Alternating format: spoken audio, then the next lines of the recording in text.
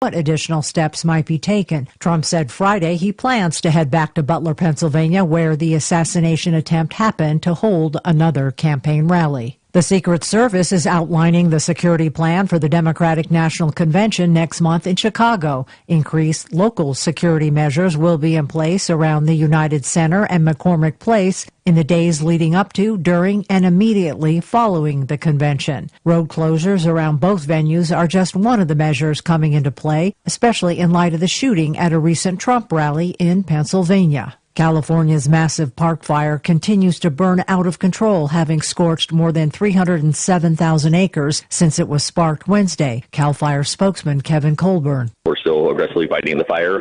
Obviously, winds can be a challenge. We do have aircraft assigned as well as the ground resources, and we're just continuing to try to plug away and get containment lines in so we can get the fire contained. Colburn adds that residents need to be ready to evacuate. Any important papers that someone might have, important documents, as well as medications, if they have pets, and like I said, food or water, and always a go bag with even additional for themselves for clothing. Authorities say the most intense fire to hit the Golden State this year was the result of arson. A 42-year-old man was arrested Thursday and accused of pushing a burning car into a ravine that sparked this massive fire, which is 0% contained. Federal health officials say the number of measles cases in the U.S. this year already tripled the total for 2023. The CDC says one of the factors include fewer people being vaccinated. You're listening to the latest on NBC News Radio.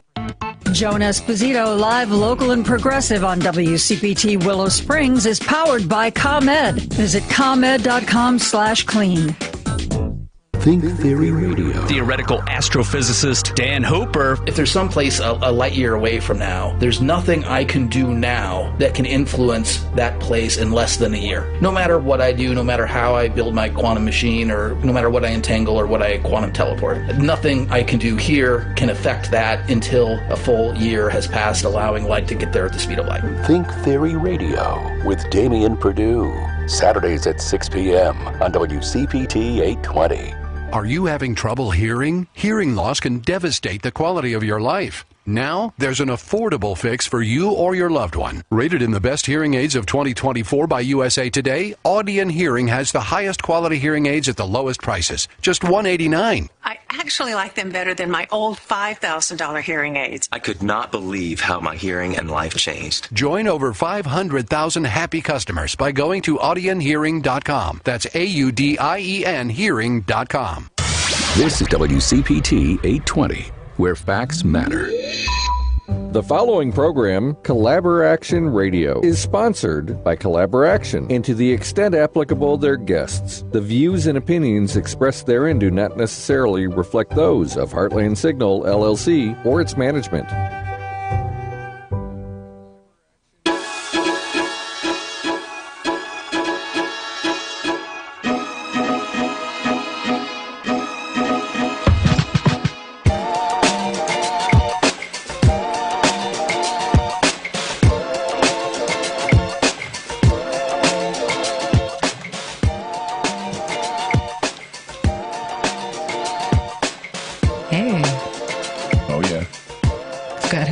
And they work.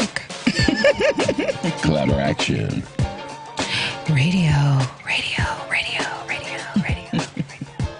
Hi, everyone. Welcome to Collaboraction Radio. We are so excited that you joined us today. Welcome to our spot at the intersection of art, activism, and social change. That were the sounds of DJ Lady D, who you can see live tomorrow at Wicker Park Fest at 6:30 p.m. So if you liked what you heard and you want to hear a little bit more, and trust me, you do, check it out tomorrow at Wicker Park Fest, 6:30. You are on WCPT 828 AM, Chicago's progressive talk radio, also streaming live on Facebook and WCPT.com, or available on demand at Apple Podcasts, Spotify, YouTube, and everywhere else you get your digital stuff. I am Beverly Dines. And I am Anthony Mosley. And Collaboraction is a 27-year-old nonprofit whose mission is to build knowledge, empathy, dialogue, and action, or KEDA, as we say, around oppression and inequity through live theater, film, and now radio that leverage the power of storytelling and community to cultivate positive social change. That's right. Hello. Hello. here we are. We are here. Before we get started, I just want to get in my camera. Hold on. Is that it right there? Is that one? We got to get your good angle. There we go. Yeah, got to get my good angle. We got to get the good side. Yeah, got the shiny. Is that it? Is it the one right there? Oh, it's this one over here? There we go. Oh, yeah. There it is. There it is. There it is. See? Always know where the cameras are at. We can't continue the show. You can't see the camera. It can't see you. Oh, there we go. We got to get Natika's close up there. And we got Beverly. Oh, we got the 3-shot. I like it. Look at that. Look at that. That's great. Oh, that's nice. Okay, we're back. We're back. You want to talk a little bit about our sponsors? I do. Actually, I do, because Collaboration Radio is sponsored by the Joseph and Bessie Feinberg Foundation. Mm-hmm. Today's episode of Collaboration is sponsored by AV Chicago, Chicago's leading provider of AV production and event management services. Also, Elovoke, a purpose-driven destination and event management company that seeks to become a trusted strategic ally to your business. And let me say, they are a trusted strategic ally to Collaboration, and they'll once again be sponsoring our Utopian Ball on November 2nd. November 2nd. Utopia, what a great idea. It's just an idea, but we might as well strive for a place where everybody has everything they need to succeed, and I think we might be getting into a little of that later today. We also want to let you know that if you feel impassioned and you want to join the conversation, email us at radio@collaboration.org. You can inquire about ads, sponsorships. You can send over a PSA if you're a nonprofit with a mission-aligned message, and get involved. You know, we're here Saturdays at 4 o'clock. Mm-hmm. If you listen to the radio Saturdays, we have a lot of people that listen in here. Welcome back. It's great to have you. Thank you for being here. What do we got going on at Collaboration, Anthony? Well, I just raced from the amazing Hamilton Park in Englewood, where we just concluded our 3 parks tour bonanza. I mean, we did Austin Town Hall on Thursday, Loyola Park yesterday, in the middle of a farmer's market. Mm-hmm. Loyola Park up on the beach on the far north side, 7,000 North. Mm-hmm. And then we went to 7,200 South to Hamilton Park in Englewood. And our young people, led by Director of Youth Programming, Pinky Ring, and teaching artist assistant extraordinaire, Linda Soul, have been developing, training, empowering, and lifting up 11 young people in our program called The Light, and they're all trained as artivists. It's amazing. Mm-hmm. Activists and artivists. They had 19 pieces on Friday. Mm-hmm. 19. There was new pieces today that they had never. The young people were amazing, and so we just finished that tour. The show was there today. I raced over here. I had time to get home and shower, so I didn't come in here like a park. Thank you. We appreciate that. And I even have this great blazer on. I was going to say, got the blazer. Yeah, I got to wear it. You know, well, you got to look nice. I got to use my blazers. Wait till we introduce the guests we have today. You're going to want to dress nice. But you know, if you don't understand why the youth have the keys to the future, listen to me. They know the way better than we. And if we're going to hand the wheel to them one day, why not start getting their hands on the wheel now? Thanks. Let's get our Chicago youth out to the Chicago budget conversations that are happening. There are specific budget convenings where for only 25-year-olds and younger. So go to the website of the mayor of Chicago or Google Chicago Budget Mayor Youth, and you will see Illinois Arts Alliance actually is organizing young people to go to these things and talk. The young people that I spent the last 4 days with, I would be happy to give them the wheel. And so I hope we're going to talk about that a little bit today. We have Levana Madrid coming up August 23rd at the Pritzker Pavilion. What is an artistic director from the 90s without his print materials?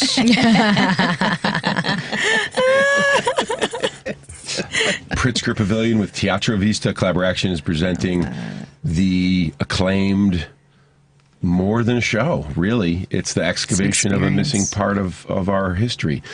August 23rd. We have an amazing team of designers. We have 10 equity contracts. We have a choreographer we're bringing in from L.A., Johnny Martinez.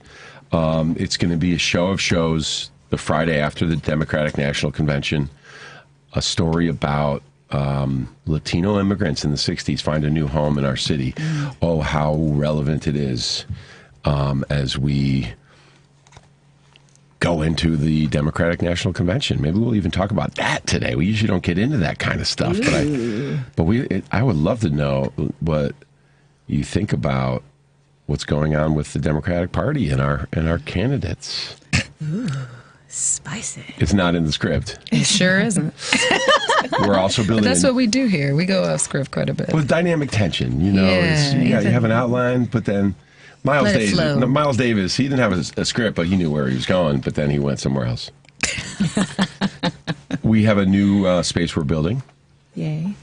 In Humboldt Park. I wouldn't be an interim managing director who was born in the 90s if I didn't also have a card. Hopefully everyone could see that. Hey. I love it. House of Belonging. Yeah. It's an incredible space. The development work that's being done there, it's really like nothing that I've seen in Chicago. It's not your conventional like theater hall style place. It is truly a dynamic community center that is going to breathe life into the Humboldt Bar community and enable artists of all varieties to be able to do both small form and long form, large form style devised productions, original works, workshops. We intend to really scale. And so if you are interested in learning more about it and you like that little card I just showed you, please stop by our website and see all of the cool things that we're doing there. Yeah, come see us in the 4-7. In the 4-7. It's going to be live. More to, that's just the seed of an idea, but if you know what the 4-7 means, call us in today at 773-763-WCPT, or if you want to join the conversation with our amazing guest, or ask a question, 773-763-9278, and let's get it going. Let's get going. So today's show is the second episode of KETA Conversations. If you were listening in a few episodes ago with Ariane Nettles, that was our first ever episode. And it's a dynamic show utilizing the Collaboraction principles of knowledge, empathy, dialogue, and action, or KETA, as a way to have crucial conversations with community members on the critical issues facing our nation and our community. We are joined today by the incredible Natika Washington. Natika Washington is a seasoned global impact solution engineer and expert in international development. As the founder of Tomorrow Owned by You, Toby Agency, a bespoke social impact creative agency, she has dedicated her career to ensuring equal access to human rights opportunities worldwide, with a particular focus on empowering women and girls. She is new to the B Corp family and a recent graduate of the 2023 Level program. And under her leadership, Toby Agency works tirelessly to empower marginalized communities through socially and environmentally responsible governance. Natika's multifaceted background includes decorated service as a war veteran, extensive experience in government agencies such as the U.S. Department of State and leadership roles in global partnerships for nonprofits, focusing on anti-human trafficking and social justice initiatives. As the former vice president of corporate partnerships at Prison Fellowship, Washington led initiatives aimed at involving organizations in supporting crime and incarceration solutions. Notably, she initiated the nationwide Opportunity Kids Collaborative in partnership with Walmart Center for Racial Equity. This $100 million initiative offers financial backing to bolster the efforts of the most influential criminal justice reform groups across the nation. And before that role, Washington held the position of Chief Development Officer at Polaris, a prominent organization dedicated to combating human trafficking. With over 2 decades of experience in the U.S. government, Natika held key positions including Director of Global Programs for the Secretary Hillary Clinton at the U.S. Department of State. In this capacity, she developed, implemented, and monitored programs promoting diversity, equity, and inclusivity both domestically and internationally during the Obama administration. As a decorated war veteran of Operation Iraqi Freedom, Natika holds a master's degree in business administration with a minor in cybersecurity from George Washington University, along with a Bachelor of Science in Business Communications. And she holds a Johns Hopkins CSR certificate, further enhancing her credentials in corporate social responsibility. Oh my gosh. Welcome, Natika. That was a bio. What a bio. I didn't expect you to read it all. Yeah, I said, send me a bio. You sent me a bio. And I was She educated, y'all. She educated. And it was a pleasure. Thank you for joining us. How are you doing today? Thank you for having me. I'm very excited to be here with you guys. Very Can excited. I just give snaps to that bio? Right? Yeah. Totally. I've read it a few times, but just saying it out loud, I'm like, wow. We're going to need a longer show. Honestly. Unbelievable. No, I'm beyond excited to finally be here with you two, who I met so long ago. Anthony, what was it, a couple of months back? February 18th or something like that. And we've been trying to get together. So I'm so excited. And of course, Beverly. We go way back. We go way back. So I'm excited to have a conversation with you guys today. Hey, thank you for being on with us. So as mentioned, this is a key to conversation. So the first component of our show today is K for knowledge. So let's chat about the data. Companies in the top quartile for racial and ethnic diversity are 35% more likely to have financial returns above their respective national industry medians. Who are those companies, you may be wondering? Well, you've heard of some of them. Google, small company. IBM, another little-known startup. Salesforce and Intel, just to name a few, are in the top quartile for racial and ethnic diversity. So therefore, they're doing pretty well, I'd say. In a study conducted by Clover Pop in 2017 that was then amplified by Forbes, companies that embrace diversity make better decisions 87% of the time. This is true data coming to you from Forbes and Clover Pop. And inclusive workplaces see a 17% increase in team productivity, 19% higher employee retention rate, and businesses with diverse leadership teams have a 45% higher likelihood of increasing market share. So Natika, hearing all of that data, you would think that it would be unanimous. You would think. However, there is still a lot of dialogue among Chicago leaders and leaders in general about the value of DE&I. And so what jumps out to you as a very clear knowledge leader in this space when you see the data about the importance of DE&I in the workplace? What was that stat, 87%? Yeah, 87%. Employees that companies that embrace diversity make better decisions 87% of the time. 87%. So I think about the journey of Tomorrow Owned by You and my background in this space of inclusivity, which has been one that has been diverse, if I'm being honest. And when I think about the types of clients that Toby Agency tends to partner with, a lot of the times those clients are clients that may understand the importance of investing in sustainable and good business practices. Others, I would probably say maybe 60% of them are on that journey. The ones that Toby Agency really wants to be in the trenches with are the ones that don't understand that data point, that aren't seeing best case practices in business.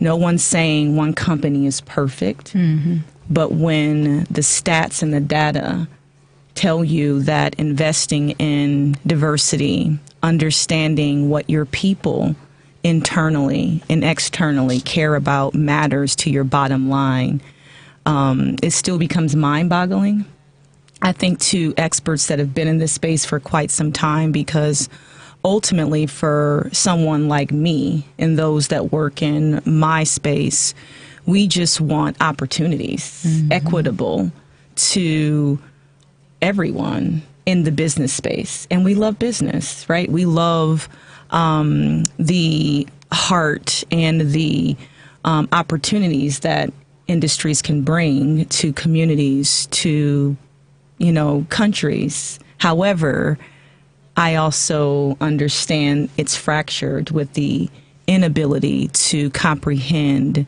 the impact of the data of incorporating inclusive strategies, inclusive programs into all of who you are and the values of who you are as a company. Mm-hmm. So that piece is what I think me and a lot of the practitioners in the space of inclusivity spend a lot of time on.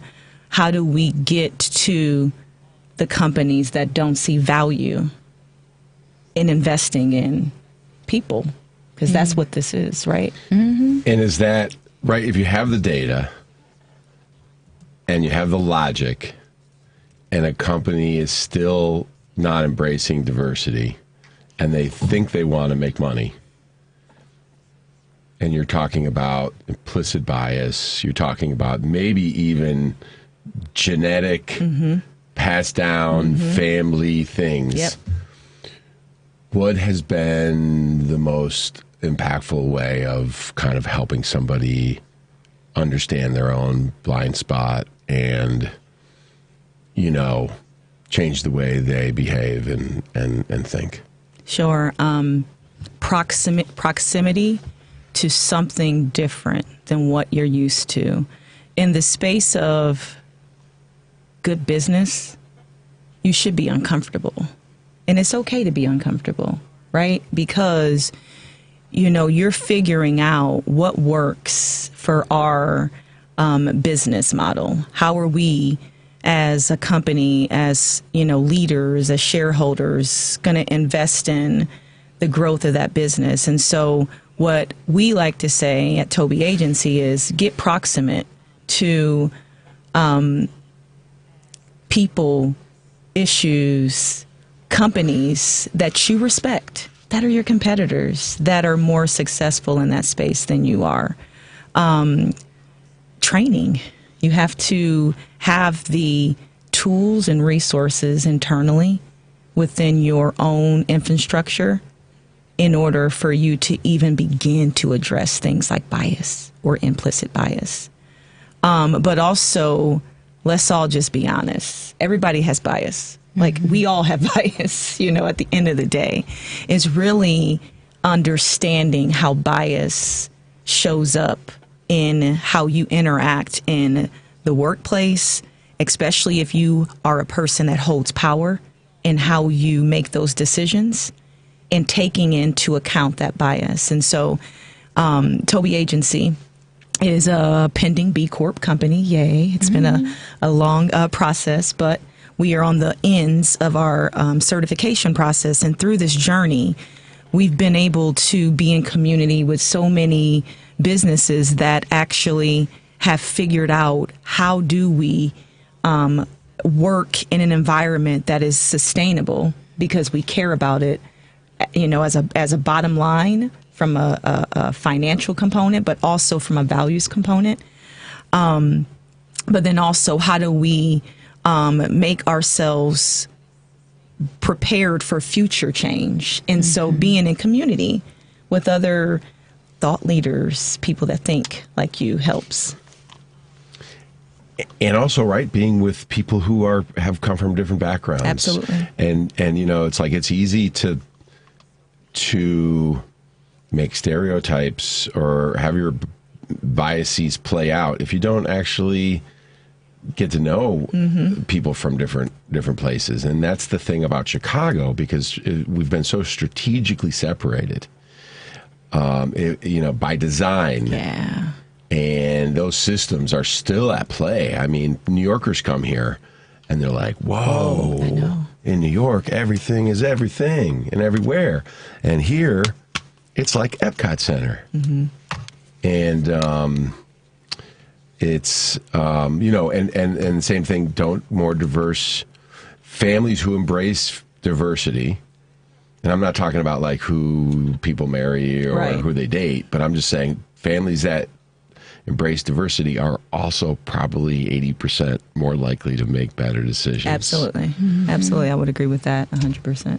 Well, and I think that's a good segue into when you talk about family and kind of where you've come from, kind of leading us into E, which is empathy. So the Harvard Business Review cited that in a study conducted in 2013, companies without women, period, are 20% less likely than, companies without D&I, I should say, are 20% less likely to enable women, just period, more than straight men to have their ideas and contributions actioned in the workplace. People of color are 24% less likely to have their ideas and contributions actioned in the workplace. And those who are within the LGBTQIA plus community are 21% less likely.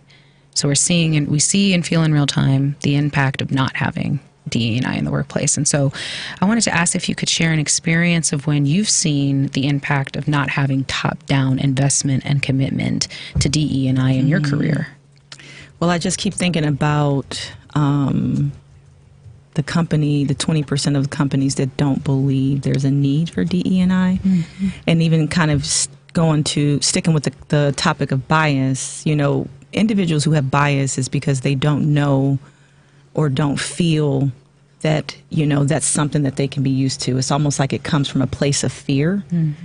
And so when I hear the companies that don't have the wherewithal to lean in, to want diverse people, thoughts, leadership in their companies, it just makes me just wonder, like, how do you expect that you're going to be successful, like, in the future, right? And then I think about the personal incidents in my life, in my career, where I've been in situations where I was that DEI, hire, right? So number one, I think we can all agree that we understand that diversity, equity, inclusion does not mean Black people, right? Okay. So it means being inclusive of all types of diverse people from their race, their background, their religion, like being open to all aspects of that D with the big D. And so when you think of companies that, they say, okay, well, I'm going to hire a DEI, expert, and they go and they look for that one Black person. Great.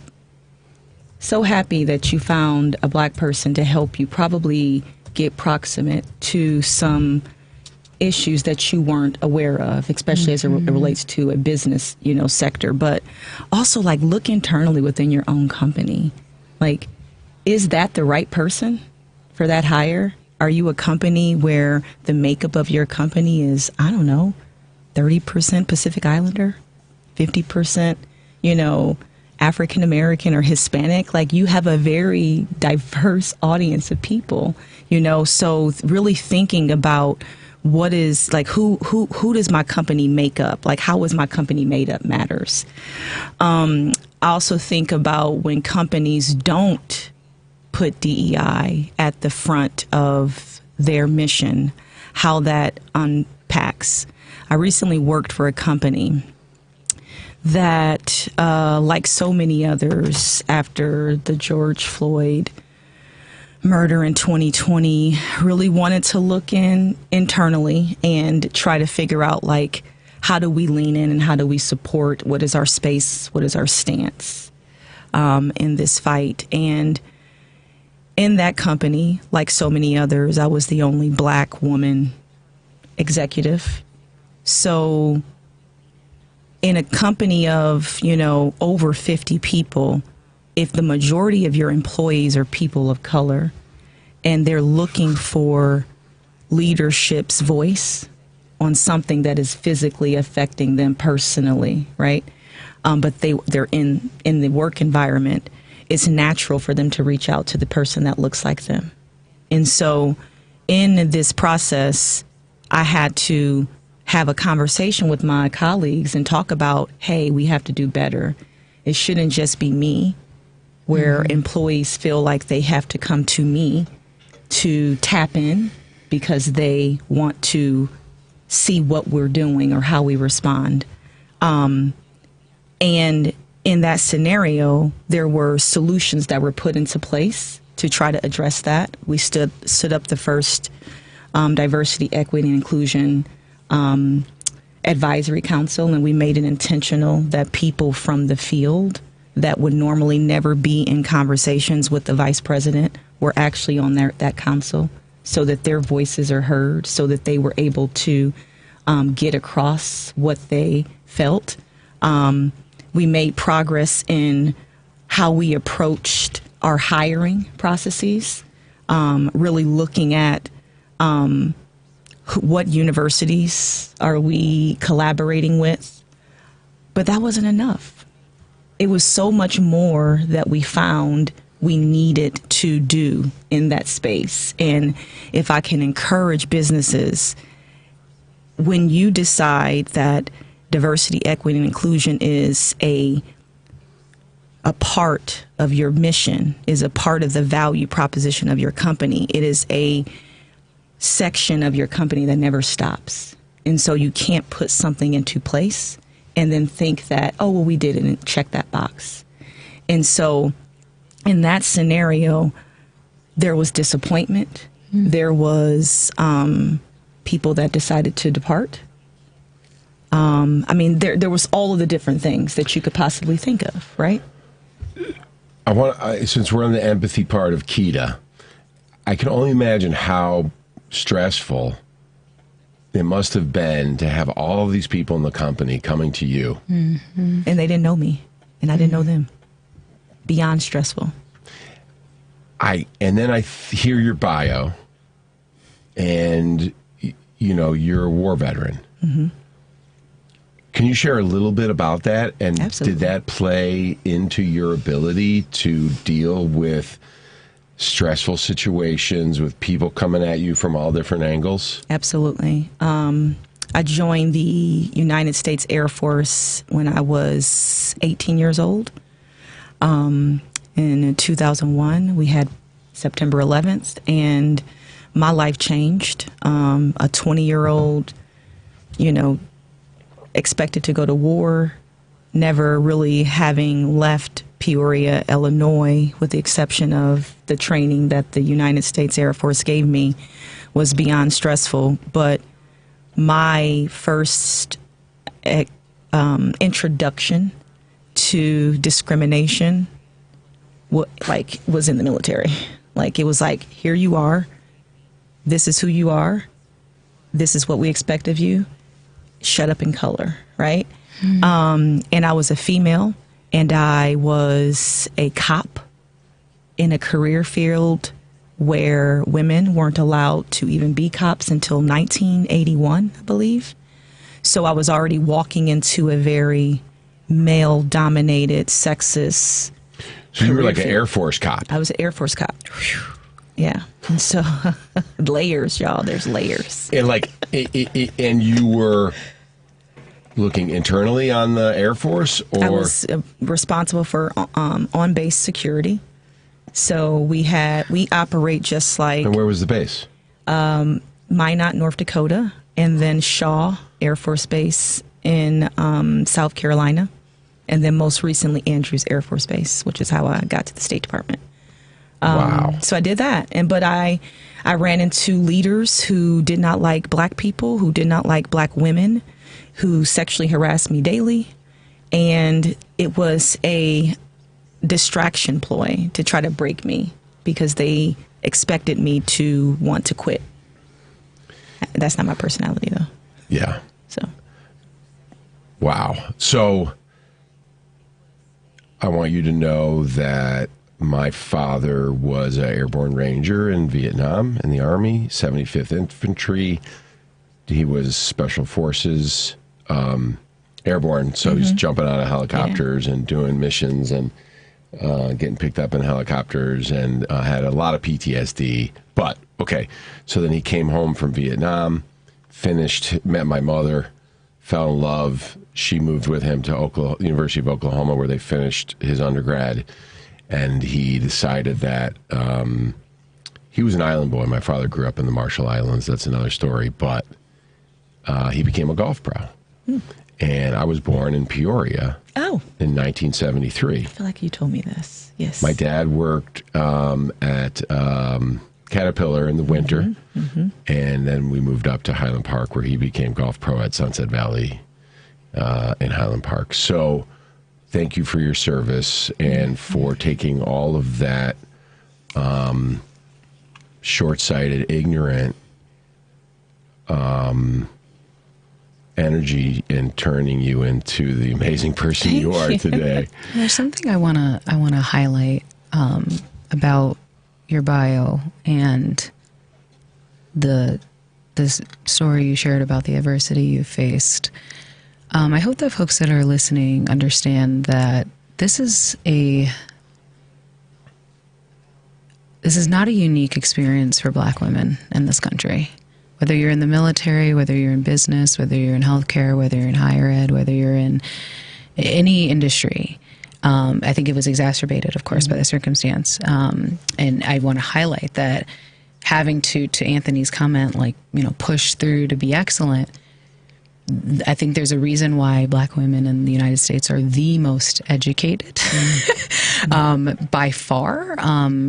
We have the most secondary and higher level degrees in the country, and I attribute a lot of that when I read her bio. Of course, it's phenomenal because you have to be to survive, I think, and so I kind of thinking through that experience to the kind of dialogue component. You mentioned about the murder of many, but really what kicked off in 2020, George Floyd. A lot of professionals, we saw Blackout Tuesday, we saw all these things like, oh, we have to do something now. Racism. What? Yeah. We have to stop it. And you saw it during the pandemic, all these, the videos, all of these things. But then in 2022, at the end of lockdown, in droves, these companies were laying off their DE&I employees or HR professionals. They were laying off committees. They were defunding these groups. Or we were walking out because folks were walking that out that it was coming. To self-preserve. And so my question for you is, I think about all the work and time and energy that is spent to lift these initiatives up. And then when they are no longer deemed as maybe relevant, the reverting back to homogenous practices, right? It's counterintuitive. So how can DE&I efforts be sustainable over the long term and not just a response to social pressure, cancel culture, or trends? And how is Toby a key in supporting companies who are navigating and partnering within this landscape to make it happen? Well, so great questions. First of all, the work never stops, right? Just because, Natika Washington walked away from her executive role at Company X, the work never stops. Right. It infused me to go all in with Toby Agency because, like so many career paths for me, I saw a gap and I felt like I had the expertise and God gave me those skills to fill it. So I only answer to one person, and that's God. So that is kind of how I run my life. But going back to the other question, so a lot of the initiatives that equity and inclusivity leaders have ever started in companies, they never stop. They rebrand them.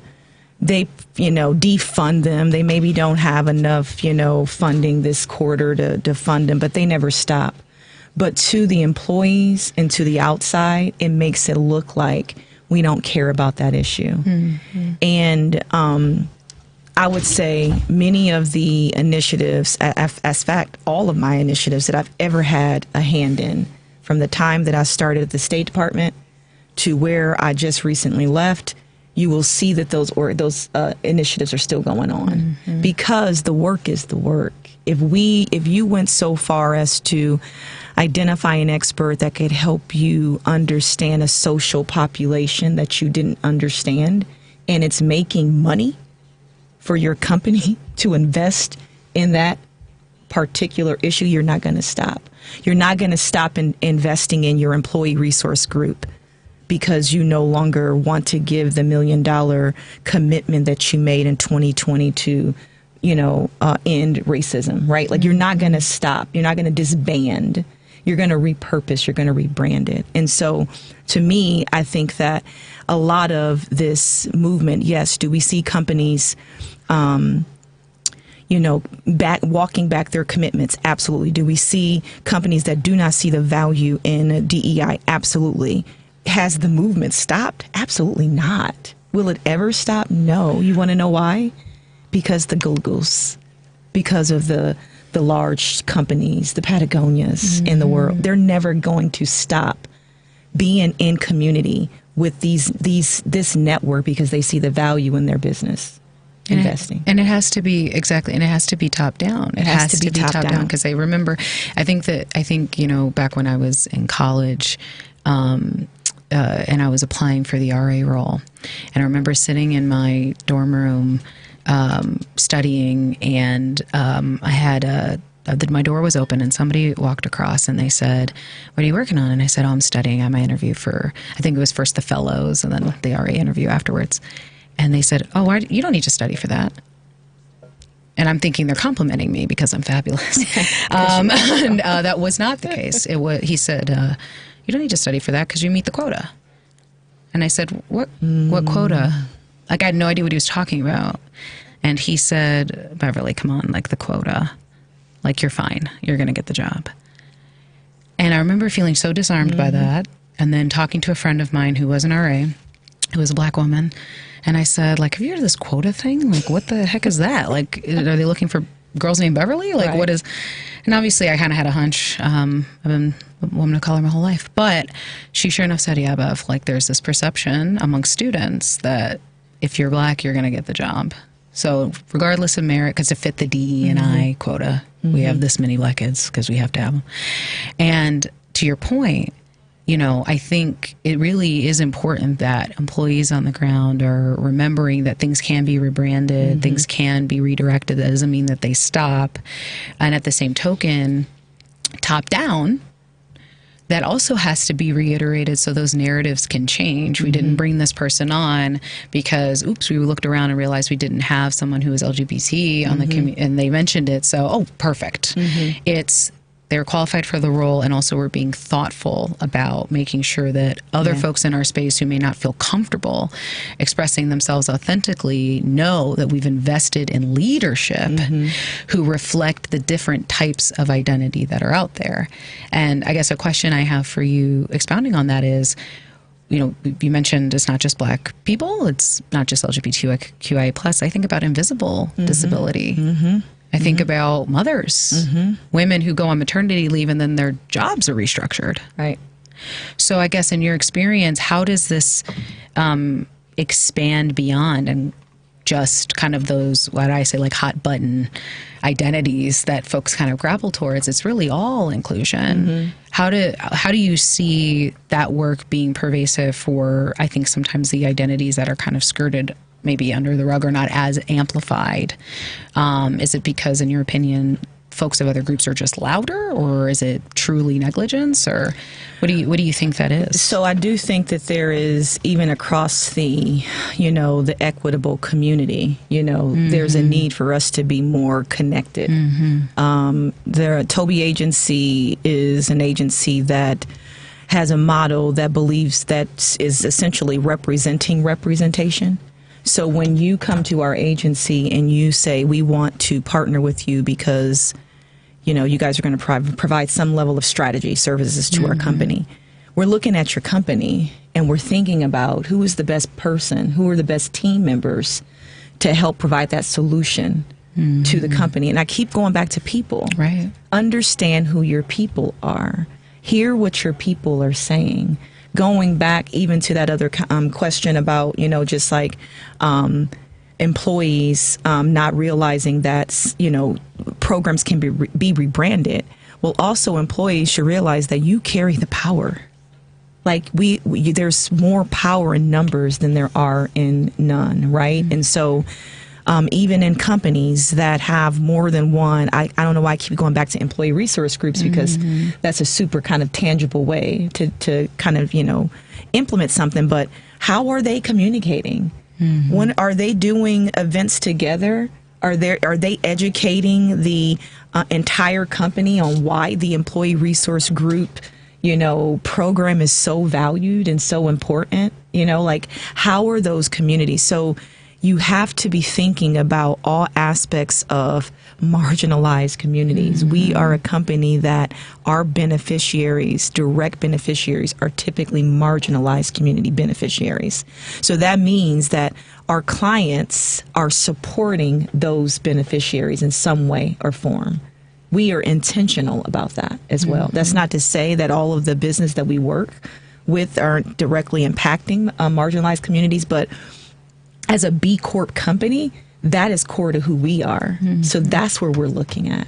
But it also goes into that exercise of who are you as a company. Right. But conscious capitalism is more profitable, right? Absolutely. And I want to, since we're in the D dialogue section of our KEDA, I want to just throw a metaphorical theory on the table. The pendulum will go back and forth. The tides,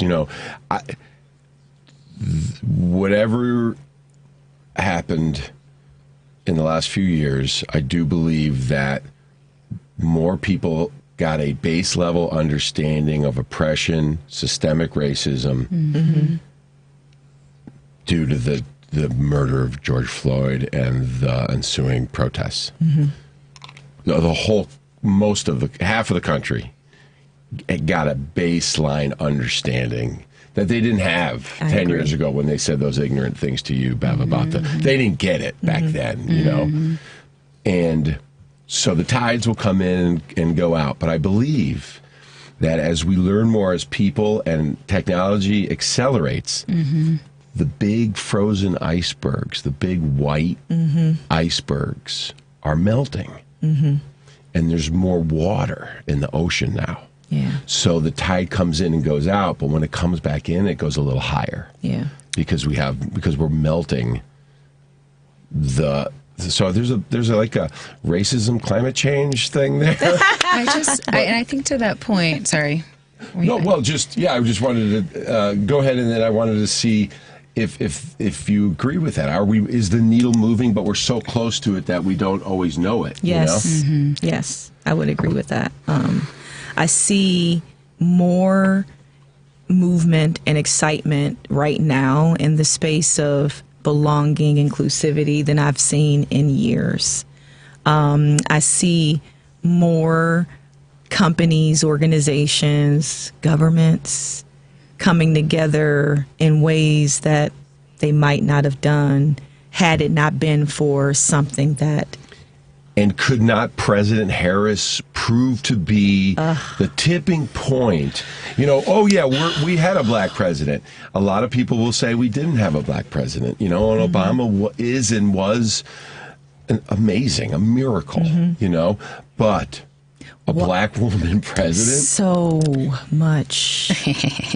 Wow, right? Everything changed. Everything has changes. Changed. Everything changes. I mean... In our community alone, the black woman, the black mother, the business owner, the single mom, the doctor, the Supreme Court judge, and to be able to be in a time right now where we have a black woman that is possibly going to be the president of the United States, that moves mountains on so many levels and gives, I hope, inspiration, but also action. Because I'm not about just inspiration. I'm about getting up and being active, and brings action to people in this country that want change, like want to see things change, want more money in your pockets, whatever that change is. Like, this is a time. And she's intersectional. That's the other piece, too. To your point about communities coming together to rally around inclusivity as a whole, she is also Southeast Asian. On her mom's side, she's married to a white presenting man. I don't know his background, but she is representative of the United States. Inclusivity of the United States. And I think regardless of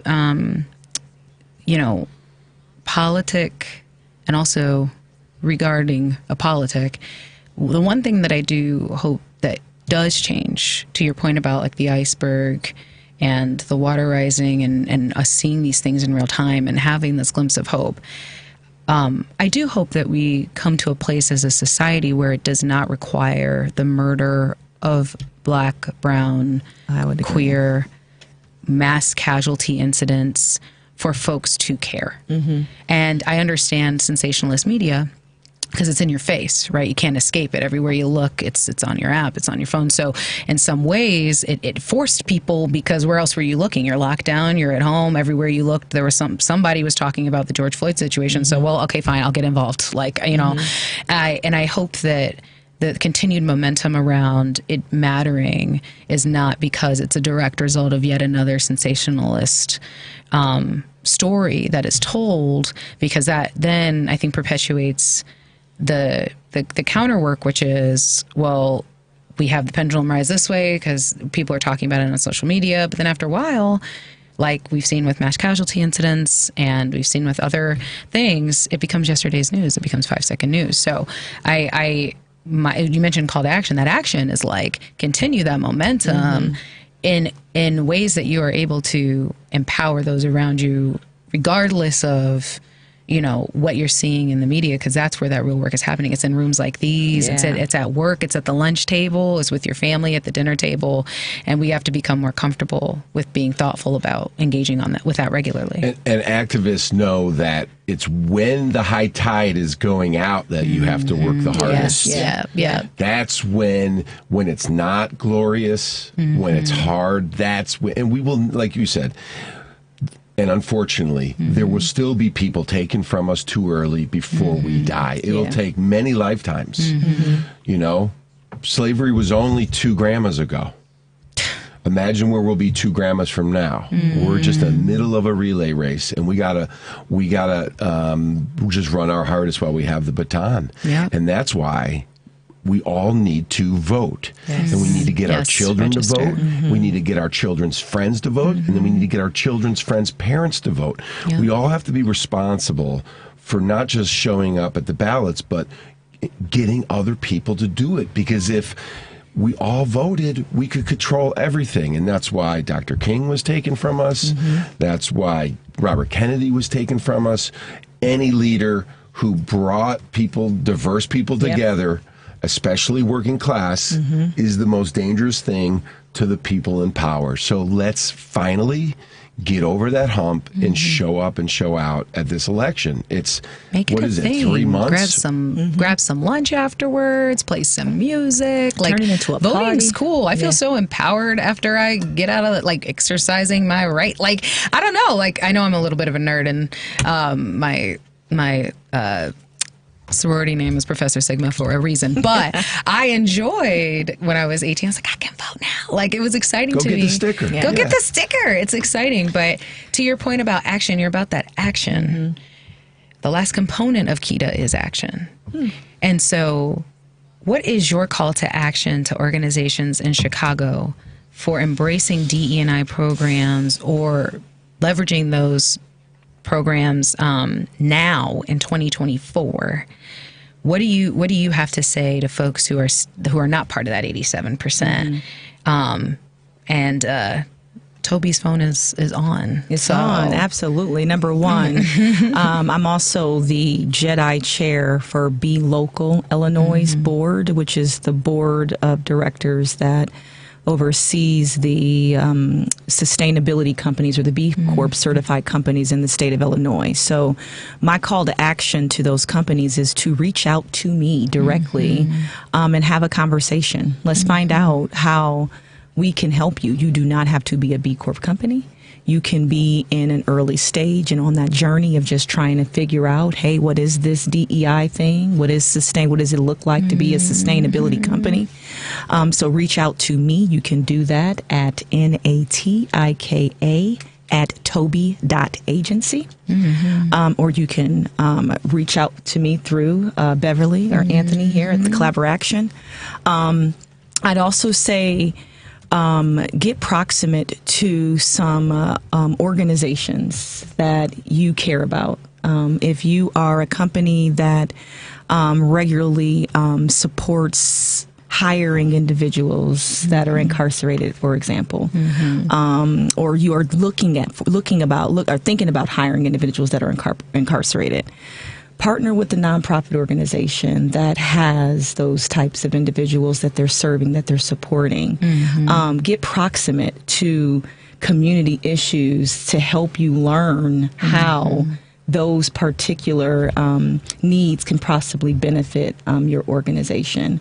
I would also say be on listservs of organizations like Collaboraction. Like, learn about what is happening in communities like ours here in Chicago. There's so much good things going on. There's so many opportunities for you to individually to volunteer to be on a voluntary board of a nonprofit. I mean, there's just so many things. Vote if you aren't a voter, and go and encourage, someone in your community to do the same thing. So that would be my call to action. Yeah. And there's somebody that I work with earlier this week. We had our DE&I committee meeting, and she said, even if you're still navigating the work, like you said, that proximity, if the D and the E are still something that you're working on, everyone has the opportunity to be inclusive. Everyone can bring someone to the table. Everyone has the ability to say, how can I be more intentional today? How can I be more thoughtful about the folks that I'm around or how I'm speaking? And starting, she said, put the I in DE&I, being intentional. And it really, encompasses, to your point, at any point in time, you have the ability to make impacts. You've inspired me just to send a message to my fellow white people. Because if you're listening still to live or in the future on the podcast, there's so much you can bring to the table. If you share, there's nothing wrong with privilege as long as you share it. The revolution will not be televised. It'll start in your head. And you can read, you can watch movies, you can listen to 54 Collaboration radio episodes, you can have conversations with family and friends, other white people, to start getting more comfortable talking about racism, what inclusivity really means, what privilege you have, what blind spots you don't know about. And you can then start talking to other white people. And so I just wanted to add that because if you've been listening to these two brilliant black women, they've offered a lot that you can chew on and actually help make you a better co-conspirator and active anti-racist. So I'll see you. And you can always reach out to me at anthony@collaboraction.org. What a great show. Phenomenal show. Really super quick before we wrap, just to that point too, don't think that because you are white, you also can't participate in the conversation, because I can't tell you how many times I have been in DE&I workshops where folks who present as white, who have been impoverished or who are otherwise abled, or who have other areas of intersectional marginalization that feel like they can't participate because of how they present. You are so valid, and we want you in the space because it's part of that ongoing collaboration and dialogue that we can bring forward, and empathy. And so I'm sorry, it was like buzzing out of me to say, like, don't think that you can't contribute, because it is all dynamic, and it's what makes us be able to have these conversations. So yes, it was buzzing out of me. Natika, thank you. Thank you. This was amazing. That is our show. Thank you. You can. I just want to say next week we're going to pre-tape it early. We have the amazing Sherilyn Bruce, director of Levana Madrid, with Sandra Delgado, the writer star, and it's going to be a great show. So you get an inside peek. And if you don't know Sherilyn Bruce, come listen to that episode because she is a genius, legendary artist, and just an amazing person. And she's inspired me. And her daughter is a congresswoman in California coming in for the DNC. Wow. Nice. Well, you heard it here. WCPT. You can catch this episode, Apple Podcast, Spotify. Watch it on our Collaboration Facebook page. And don't forget Toby Agency. Out there doing the work. Give her a call. It's Natika. Thanks, guys. Thank you, guys. Happy summer. The preceding program, Collaboraction Radio, was sponsored by Collaboraction, and to the extent applicable, their guests. The views and opinions expressed therein do not necessarily reflect those of Heartland